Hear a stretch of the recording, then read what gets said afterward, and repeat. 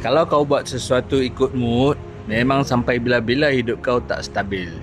Hari ni semangat, esok hilang. Hari ni rajin, lusa malah.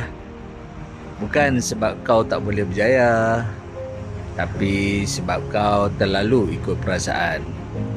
Bila rasa nak buat, kau buat.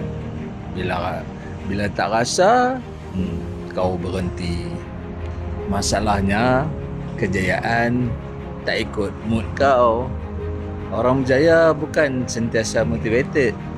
Dia cuma buat apa yang perlu, walaupun dia tak rasa nak buat.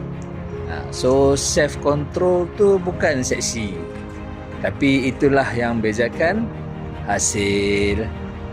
So kalau kau masih tunggu rasa rajin, jujur cakap, hidup kau akan ulang pattern yang sama sampai bila-bila.